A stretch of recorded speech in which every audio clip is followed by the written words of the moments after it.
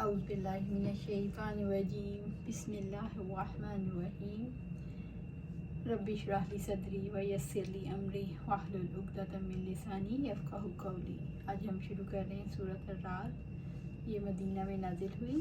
اس سورت میں 6 رکوع اور 43 آیات ہیں۔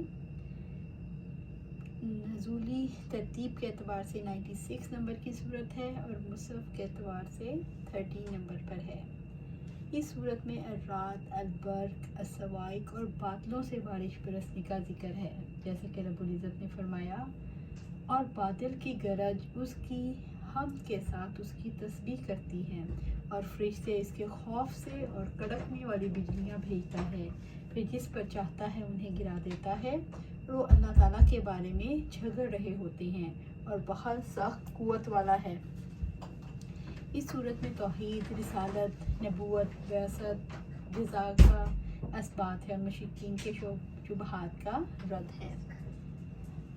بسم اللہ الرحمن الرحیم۔ الف لام میم را تلک آیات الکتاب والذی انزل الیک من ربک الحق ولکن اکثر الناس لا یؤمنون۔ الف لام را، یہ کتاب الہی کی آیات ہیں، جو کچھ آپ کے رب کی جانب سے آپ پر نازل کیا گیا ہے وہ حق ہے، لیکن اکثر لوگ ایمان نہیں لاتے۔ سورۃ الرعد آیا 1۔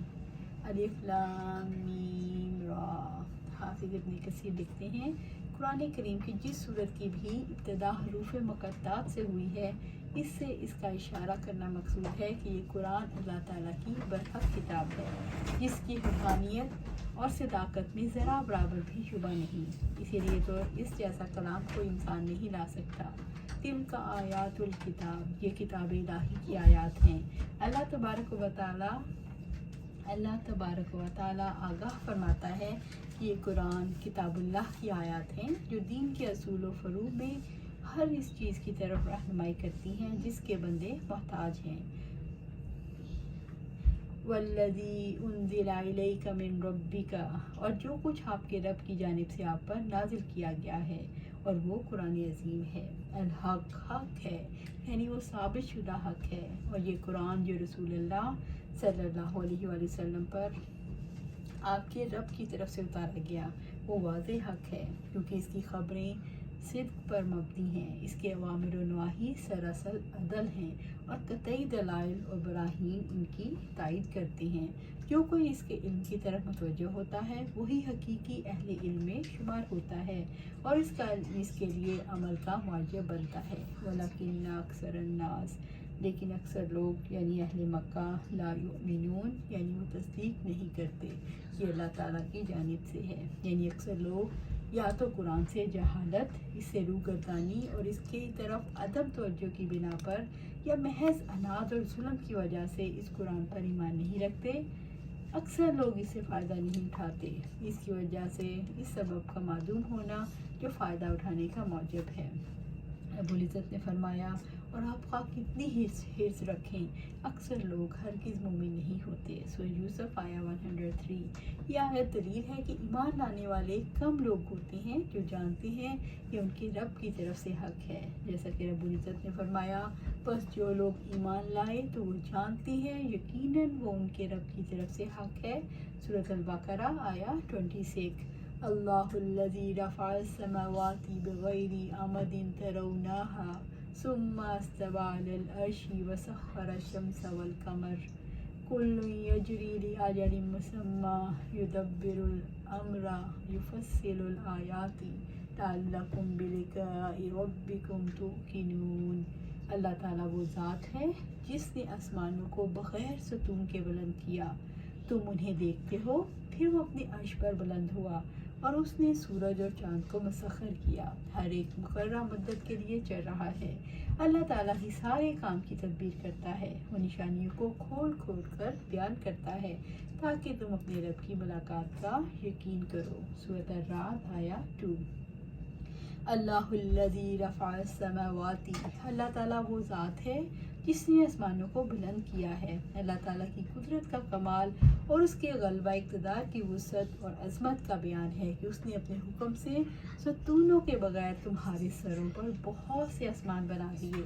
جب اللہ تعالیٰ نے بیان فرمایا کہ قرآن حق ہے تو یہ بھی بیان فرمایا کہ جس نے اسے نازل کیا وہ کمال پر قادر ہے، لہٰذا اس کی مصنوعات دیکھو تاکہ تم اس کی قدرت کے کمال کو پہچان لو۔ آسمان وسعت والے ہیں، پھر بھی اللہ تعالیٰ نے انہیں کیسے بلند رکھا ہے۔ بغیر آمد ترونہا، بغیر کسی ستون کے تم انہیں دیکھتے ہو، یعنی آسمانوں کو سہارا دینے کے لیے ان کے نیچے کوئی ستون نہیں، اور ان کو ستون نے سہارا دیا ہوتا تو تمہیں ضرور دکھائی دیتے۔ اس بات کا امکان ہے کہ آسمان ستونوں یا سہاروں پر قائم ہو، لیکن وہ ستون یا سہارے غیر مرئی ہوں، انہیں ہم دیکھتے نہیں ہیں۔ ابن عباس رضی اللہ تعالیٰ عنہ، حسن بصری، قتادہ اور بعض دوسروں سے یہ روایت کی گئی ہیں، ان غیر مرئی سہاروں کو ہم آج کل کی زبان میں کش ثقل کہہ سکتے ہیں۔ ثم استوى علی العرش، پھر وہ اپنے عرش پر بلند ہوا، یعنی اس نے آسمان اور زمین کو پیدا کیا، پھر عرش پر مستوی ہوا، اس کی ذات اور اس کے جلال کے لائق ہے۔ ہمارا اللہ تعالیٰ کی تمام صفات پر، اس کی ذات اور صفات سب پر ہمارا پوری طرح یقین ہے۔ جب اللہ تعالیٰ نے قرآن کریم میں اپنے لیے استوا علی العرش کو ثابت کیا تو اس پر ایمان رکھا جائے، اس کی کوئی کیفیت بیان نہ کی جائے، نہ دوسری شے کے ساتھ تشبیہ دی جائے، اور نہ اس کی تعویل کر کے قرآن میں ثابت لفظ کو بیکار بنا دیا جائے۔ وسخر الشمس والقمر، اور اس نے سورج اور چاند کو مسخر کیا، یعنی دن میں سورج کی روشنی اور رات میں بنی آدم کے لیے چاند کی روشنی، بندوں کے مسالے، نیز ان کے مویشیوں، باغات اور کھیتوں کے مسالے کی خاطر۔ کلن، ہر ایک، یعنی چاند اور سورج، یجری، چل رہا ہے، یعنی مقررہ انداز میں چل رہا ہے، جیسا کہ رب العزت نے فرمایا، اور سورج اپنے ٹھکانے کی طرف چلا جا رہا ہے، یہ سب پر غالب، سب کچھ جاننے والے کا اندازہ ہے۔ سورۃ یاسین آیا 38۔ اور چاند کی ہم نے منزلیں مقرر کر دی، یہاں تک کہ وہ لوٹ کر کھجور کی پرانی شاخ کی طرح ہو جاتا ہے، اور نہ ہی سورج کے لائق ہے کہ وہ چاند کو جا پکڑے، اور نہ ہی رات دن سے پہلے آنے والی ہے، اور سب ایک ایک مقدار میں تیر رہی ہیں۔ سورۃ یاسین آیا 39 اور 40۔ لِأَجَلٍ مُّسَمًّى، ایک مقررہ مدت کے لیے، یعنی معلوم وقت جو کہ دنیا کی فنا کا ہے اور قیامت قائم ہونے کا ہے، دونوں ایک منظم رفتار سے چل رہی ہیں، جس میں کوئی فرق آتا ہے، نہ ان کی رفتار میں کوئی سستی آتی ہے، یہاں تک کہ مقررہ وقت آ جائے گا، اللہ تعالیٰ اس جہان کی بساط کو لپیٹ دے گا۔ یدبر الامر یفصل الآیات لعلکم بلقاء ربکم توقنون، اللہ تعالیٰ ہی سارے کام کی تدبیر کرتا ہے، وہ نشانیوں کو کھول کھول کر بیان کرتا ہے تاکہ تم اپنے رب کی ملاقات کا یقین کرو، یعنی وہ اپنے ملک میں تمام حالات میں مکمل تصرف کرتا ہے، وہ زندہ کرتا ہے، وہ مارتا ہے، وہ ایجاد کرتا ہے، وہ معدوم کرتا ہے، وہ غنی کرتا ہے، وہ فقیر کرتا ہے، اور اپنے بندوں میں سے جس پر چاہتا ہے وہی نازل کرتا ہے، اور یہ اس کی قدرت اور رحمت پر دلیل ہے۔ الا لہ الخلق والامر، سن لو، پیدا کرنا اور حکم دینا اسی کا کام ہے۔ یہاں خلق اور عوامر کو اکٹھا کیا گیا، یعنی اللہ عظمت والا تخت اقتدار پر مستوی ہے۔ یفصل الآیات، وہ نشانیوں کو کھول کھول کر بیان کرتا ہے، یعنی قرآنی آیات جس میں وہ قصص، ضرب المثال، حلال اور حرام کو بیان کرتا ہے تاکہ تم اپنے رب کی ملاقات پر ایمان لاؤ اور اس کی عبادت کرو، اور اس کو عبادت میں ایک سمجھوتا کہ تمہاری روحی اور تمہاری اخلاق کمال کو پہنچے اور تم دنیا اور آخرت کی سعادت حاصل کرو۔ لعلکم، تاکہ تم، یعنی اس نے تمہیں نشانیاں دکھائیں اور آیات نازل فرمائیں تاکہ تم رب کی ملاقات پر یقین کر لو۔ بلقاء ربکم توقنون، تاکہ تم اپنے رب کی ملاقات کا یقین کرو، کیونکہ دلائل کی کثرت اور ان کی توضیح خاص طور پر بڑے بڑے عقائد، مثلا زندگی کے بعد موت اور قبروں سے نکلنے میں یقین کے حصول کا سبب بنتی ہیں۔ اللہ تبارک و تعالیٰ حکیم ہے، وہ مخلوق کو بے فائدہ پیدا نہیں کرتا، اور نہ اس کو ابس چھوڑے گا، بس جیسے اس نے انبیاء اور مرسلین کو مبعوث کیا اور بندوں کے لیے اوامر و نواہی کی خاطر کتابیں نازل فرمائیں، تب یہ ضروری ٹھہرا کہ وہ بندوں کو ایسے جہان میں منتقل کرے جہاں انہیں ان کے اعمال کی جزا دی جائے، نیکوکاروں کو بہترین بدلہ اور بدکاروں کو ان کی بدی کا بدلہ ملے۔ رب کی ملاقات کے یقین سے حساب کتاب کا یقین آتا ہے، رب کی ملاقات کے یقین سے جزا سزا کا یقین آتا ہے، رب کی ملاقات کے یقین سے انسان رب کی رضا کے لیے کام کرتا ہے، رب کی ملاقات کے یقین سے ہی انسان ربانی بنتا ہے۔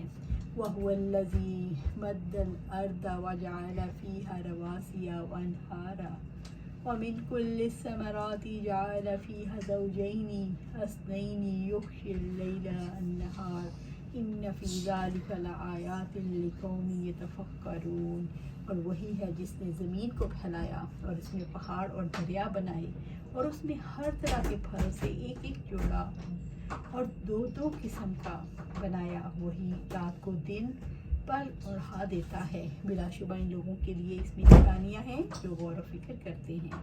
سورۃ الرعد آیات 3۔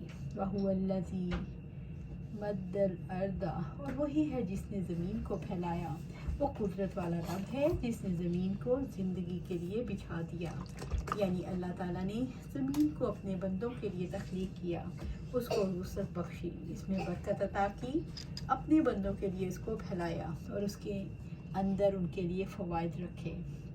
ابو عزت نے فرمایا، کیا ہم نے زمین کو فرش اور پہاڑوں کو میخیں نہیں بنایا اور ہم نے تمہیں جوڑا جوڑا پیدا کیا۔ سورۃ النبا آیات 6 سے 8۔ آیت شریفہ میں اس آیت میں یہ فرمایا ہے زمین کو پھیلا دیا، یہ پھیلانا زمین کے کرہ ہونے کی منافی نہیں۔ اگر زمین کروی ہو جیسے کہ اہل سائنس کہتے ہیں تو یہ زمین کے پھیلاؤ کے ساتھ بھی ہو سکتا ہے، کیونکہ پھیلاؤ کے لیے کسی چیز کا اول سے آخر تک ایک سطح کا ہونا ضروری نہیں۔ زمین چونکہ بہت بڑی ہے اس لیے انسانوں کا اس پر رہنا، چلنا پھرنا اور سفر کرنا ایسا محسوس ہوتا ہے جیسا کہ سطح واحد پر جاری ہے۔ چونٹی کے طول و عرض کو ایک ہی بہت بڑی گیند سے نسبت ہے، انسانوں کی آبادی کو زمین کے پھیلاؤ سے وہ نسبت بھی نہیں۔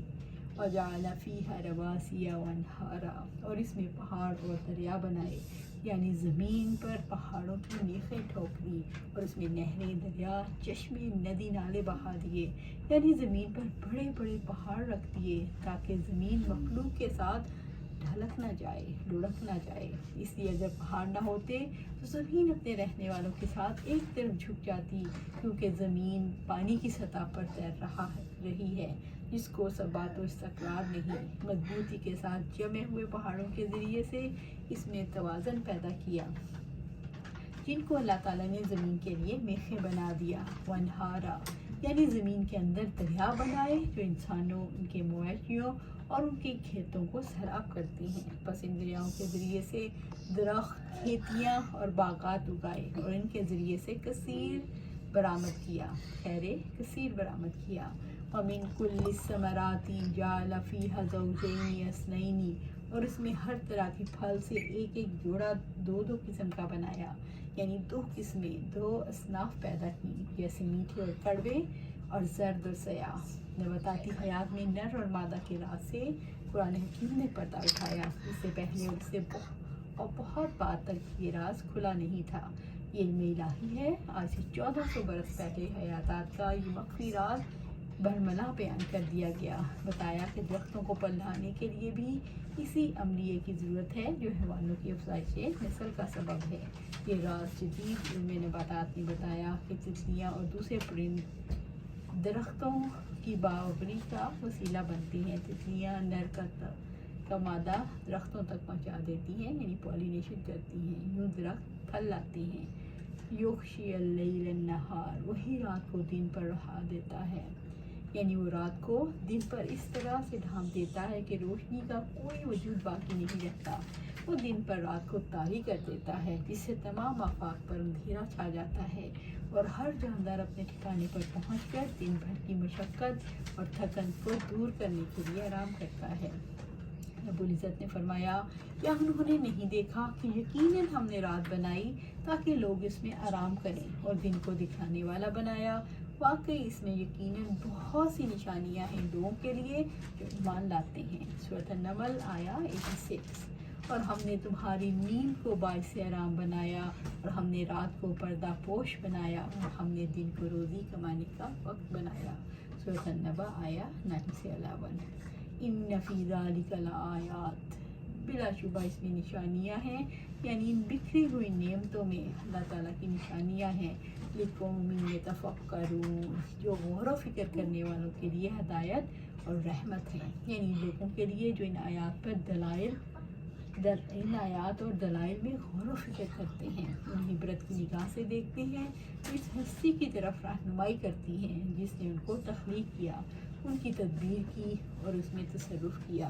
وہ اللہ تعالیٰ ہی ہے جس کے سوا کوئی الہ اور کوئی عبادت کا مستحق نہیں۔ وہ غائب اور موجود ہر چیز کا علم رکھتا ہے۔ وہ مہربان اور نہایت رحم کرنے والا ہے۔ وہ ہر چیز پر قادر ہے۔ وہ اپنے ہر کام میں حکمت رکھتا ہے۔ اپنے خلق اور امر میں قابل تعریف، نہایت بابرکت اور بہت بلند ہستی ہے۔ اللہ سبحانہ تعالیٰ سے دعا ہے کہ ہم اپنی زندگیاں قرآن و سنت کے مطابق گزاریں اور اس پر عمل کریں۔ اللہ سبحانہ تعالیٰ سے دعا ہے کہ ہمیں اس پر استقامت عطا فرمائے اور اس پر چلتے رہنے کی توفیق عطا فرمائے۔ آمین یا رب العالمین۔